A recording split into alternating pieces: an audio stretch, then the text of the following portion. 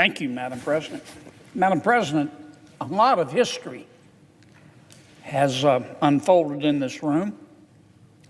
The United States Senate has been home to some of the most formative debates in our nation's tenure.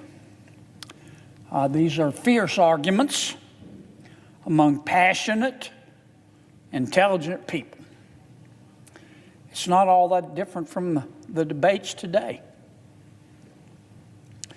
The Senate has always welcomed these sometimes tense disagreements by respecting the rules and the traditions of the institution. It's how a senator like me, who is a member of the minority party, can stand here and speak freely about the issues that matter to the American people and to the people of Louisiana.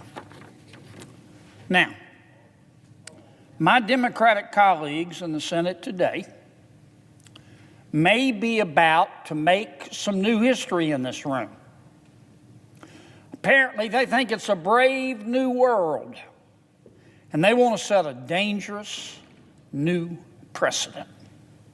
For the very first time, Senate Democrats are seeking to table, maybe even dismiss, an impeachment of a sitting cabinet official without even holding a trial. They are summoning spirits they won't be able to control. Please, my colleagues, don't do it. I fear, though, that Senate Democrats are going to try to take the articles of impeachment that our colleagues in the United States House of Representatives thoughtfully crafted and passed with a majority vote and toss them into the trash without hearing from either side. They don't want to let the House impeachment managers make their case. They don't want to let Secretary Mayorkas make his case. They just want to ignore the House's evidence, summarily sweep it under the rug and move on, and that is wrong. The Senate has never in its history tabled an impeachment. Never. In the more than 200 years that this body has existed, the House of Representatives has impeached an official 21 times. And we have never once tabled the impeachment, not once. Now, Senator Schumer may also try to dismiss these charges instead of tabling them. But that's never been done before either. If the Senate dismisses these charges without a trial, it will be the first time in the Senate's long history that it has dismissed impeachment charges against an official it has jurisdiction over without that official first resigning, and that's a fact. I want you to consider this. The United States House of Representatives has voted to impeach an official 21 times, only 21 times in our long history. The United States Senate has only dismissed 3 of those cases. 3 out of 21. Now, why did they dismiss them? In 2 of those cases, the impeached official chose to resign instead of facing a trial. As a result, the Senate dismissed the charges. In this case, Secretary Mayorkas has not resigned. In one of those dismissed cases, the impeached official was a United States senator. And the Senate concluded that the Constitution did not give it jurisdiction to remove a U.S. senator through the impeachment process. Here, everyone agrees that the Constitution gives Congress the power to impeach and remove a sitting cabinet secretary. Now, Madam President, listen to me carefully on this. The United States Senate has the right and the responsibility to hold this trial. Yet Senate Democrats want to ignore our chamber's history and forfeit our constitutional authority by tabling or dismissing these charges without even considering the evidence. Without even considering the evidence. Americans need to hear what I'm about to say, even if my Democratic colleagues won't listen. Let me say it again. A majority of the duly elected members of the United States House of Representatives, who represent all of the communities across America, spent months investigating the allegations against Secretary Mayorkas. They spent months drafting the articles of impeachment. And a majority of the House then voted yes to bring two very serious charges. The Senate Democrats are now treating those charges, those articles of impeachment, like spam that landed in their inbox. Americans, however, are not nearly so sanguine about the border crisis that has brought death, drugs, violence, chaos, criminals, and mayhem into their neighborhoods. The Biden administration's border crisis is as unprecedented as the majority leaders move to bury the evidence of who could be to blame here. I, for one, want to hear the House's evidence, and so do the American people. The majority leader's move is unprecedented. It's undemocratic. And I am confident that my Democratic colleagues, if they do this, please don't, but if they do it, will regret this new precedent when they find themselves in the minority, just as they regretted breaking the Senate precedent for confirming judicial nominees. You see, Republicans do not like to break precedent when we're in the majority. We respect the traditions of this chamber because we respect the voters who sent all 100 of us here. If my Democratic colleagues set a new precedent that tramples the rights of the minority party and silences the voices of the Americans who elected them, if they do that, Senate Democrats will have to own that decision and bear its consequences. Now, Madam President, I've listened to the loon wing of the Democratic Party spend the better part of the past decade making passionate speeches about how important it is to protect democracy, to uphold the rule of law. And they're right. President Biden even ran his campaign on the idea of restoring our norms, as he called them, and defending democracy. Apparently, though, the rules of the loon wing were of the for thee and not for me variety. Whenever protecting democracy and upholding the rule of law becomes politically challenging, the loon wing has been happy to ignore the rule of law and the will of the people. Isn't that special? Their political expedience is in full view today. But it's not the first time that their cynicism has reared its ugly Democratic head. I'm sure, Madam President, you will remember, I'll give you just two examples. The loon wing spent several years promoting a conspiracy that the Trump campaign was an arm of the Kremlin, despite no objective evidence to tie President Trump to Russia. Democrats and several members of the national security community rushed to dismiss any information found on Mr. Hunter Biden's laptop as, quote, Russian misinformation, despite not having any objective evidence, we now know, to make that claim. And those are just two of many examples that I could give. Secretary Mayorkas' impeachment may be the best example of this hypocrisy to date. The same Senate Democrats who have shouted for years about defending democracy and upholding the rule of law seem ready to disregard serious impeachment charges without so much as a second glance. These senators, if they do that, won't just be silencing the House of Representatives, Madam President.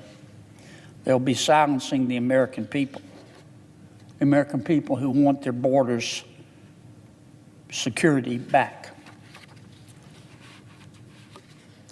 You can pick any poll, any one you want, and you'll find President Biden's approval rating on the issue of immigration and border security is on a journey to the center of the earth.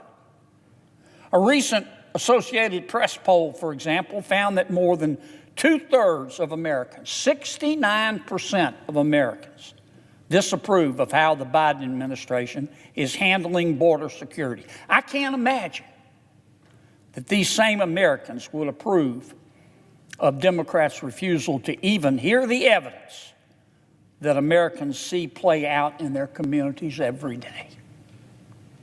This poll is only surprising if you peaked in high school. Under President Biden and Secretary Mayorkas, the southern border has become an open, bleeding wound. It's become a cesspool of misery.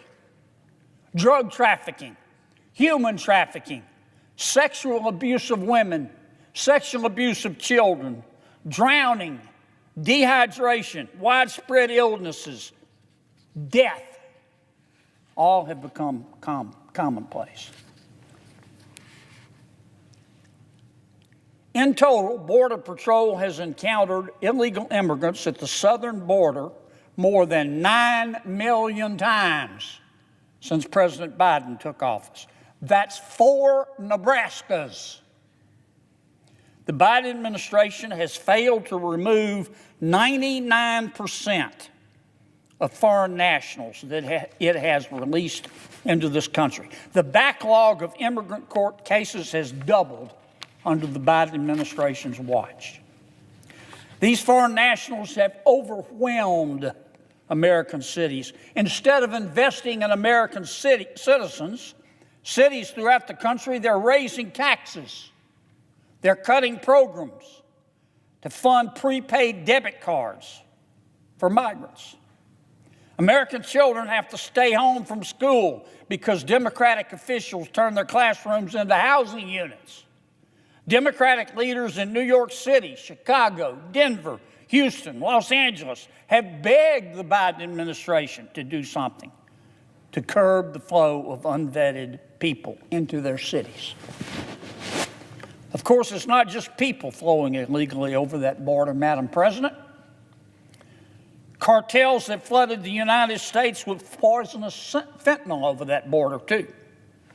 Customs and Border Protection seized nearly 53 pounds of fentanyl from 2021 to 2023.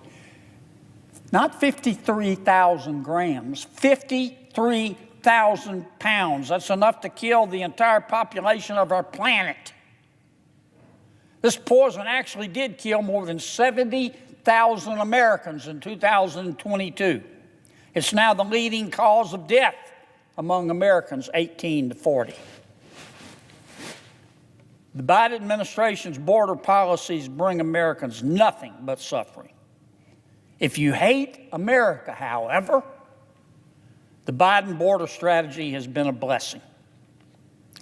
Cartel smuggling operations saw revenues increase from $500 million in 2012 to $12 billion. That's B as in billion in 2022. The policies that President Biden and Secretary Mayorkas have implemented are directly responsible for this disaster at our southern border. At every turn, the Biden administration has ignored the laws of this land and this Congress and the will of the American people to facilitate their own broken border security policies. Now, the House has detailed several examples in their articles of impeachment, and we ought to hear their evidence. To start, the law requires that all foreign nationals who are not clearly admissible must be, quote, retained for a removal proceeding. Instead, Secretary Mayorkas established a catch and release. Catch, release, repeat. A catch and release scheme that incentivized illegal immigrants to flood our country. The law also requires that law enforcement take an illegal immigrant who commits a crime or has ties to terrorism or both into federal custody. That's the law. Yet Secretary Mayorkas told his department not to follow that law regarding the, quote, mandatory arrest and detention, close quote, of criminal aliens. Our law also says that law enforcement must detain illegal immigrants.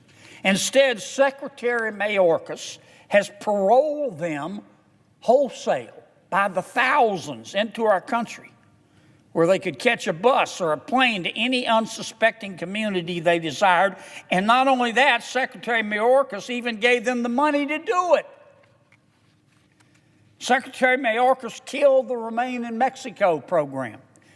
He quashed contracts to build a border wall. He ended the safe third country agreements that allowed America to work with other countries to find protection for migrants in need.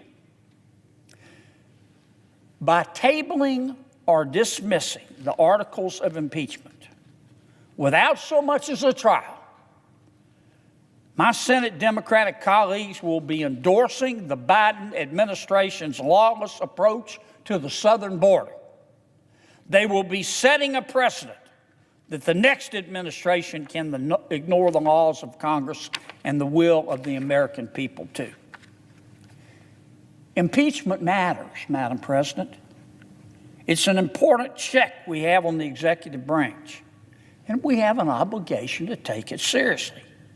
We have an obligation to give any charges brought the full trial they deserve. I'm going to have a resolution, if I'm allowed to present it, Madam President, that'll give the procedures we need to conduct this trial fairly and efficiently. And I will be bringing that at the appropriate time. It will be efficient, it'll be fair, it'll be honest, it won't uproot the long-standing precedent we have given to articles of impeachment in the past. If the majority leader and my Democratic colleagues table or dismiss these charges and destroy Senate precedent that we've established to conduct full and fair impeachment trials, they will regret it. They will regret it. Senate Democrats, if they do that, will show the world that their proclamations about rule of law and protecting democracy are just tools of their own political experience and arrogance. Senate Democrats will let the American people know that they endorse the lawlessness and the misery the Biden administration's broken border has brought to this country. I don't think Americans' future should be beholden to the politics of the moment, and that's why I want the Senate to do its job and hear this evidence. Madam President, I yield the floor.